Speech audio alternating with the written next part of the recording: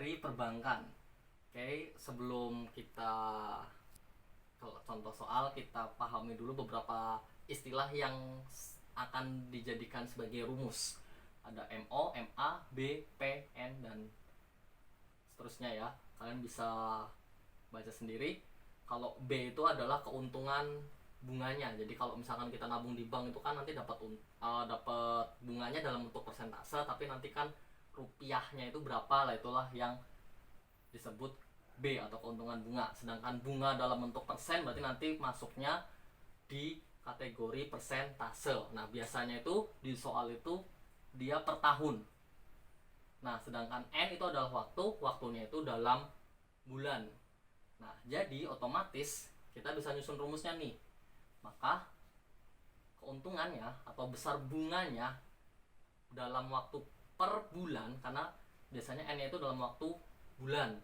Kalau misalkan N-nya nanti diketahuinya juga dalam waktu tahun, ya kalian bisa dikonversi jadi bulan.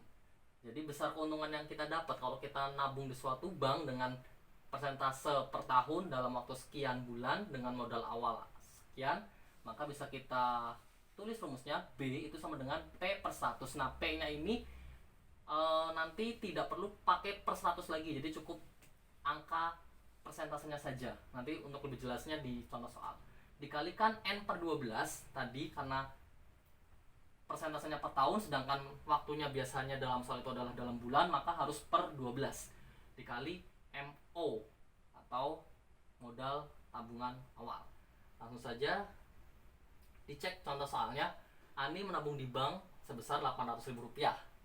Kemudian dengan suku bunga 16% per tahun. Pada saat diambil, tabungan Ani menjadi Rp992.000. Maka lama Ani menabung adalah berapa bulan? Oke, di sini kita bisa tahu bahwa MO, oke, kita jawab MO itu 800.000. Nah, kemudian 16%. Nah, ini tadi saya bilang P itu 16-nya saja. 16% berarti artinya P-nya 16. Kemudian saat diambil itu 992.000.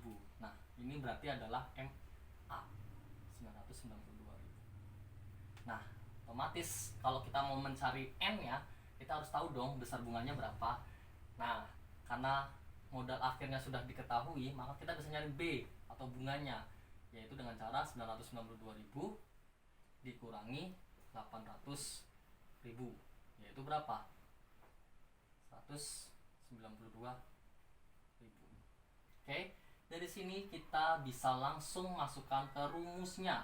Tadi B sama dengan P per 100 dikali N per 12 dikali MO. Maka B-nya dimasukkan 192.000 sama dengan P-nya 16 per 100 dikali N per 12 dikali modal awalnya 800.000. Oke, dari sini kita bisa coret nih, nolnya 2. Terus 16 sama 12 sama-sama kita bagi 4 misalkan, berarti atasnya 4, bawahnya 3. Nah, dari sini sudah nggak ada yang bisa dibagi lagi dong. Berarti otomatis kita bisa tuliskan seperti ini. 192.000 sama dengan 4 dikali N dikali 8, nolnya tadi sisa 3 dibagi 3. Oke. Nah, dari sini biar kalian tidak bingung, kita kalikan dulu nih yang atas ya. 192.000 itu sama dengan ini 8 kali 4 32. Nah, kali N dibagi 3. Oke.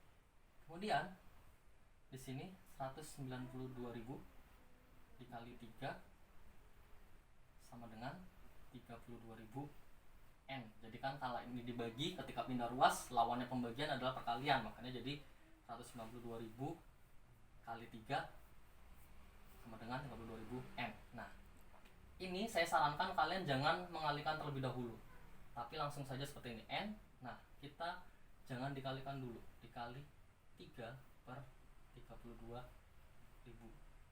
Oke, ini coret, ini coret. 192 sama 32 dicoret itu 6. Nah, berarti N nya sama dengan 18. jadi lama waktu menabungnya adalah 18 bulan.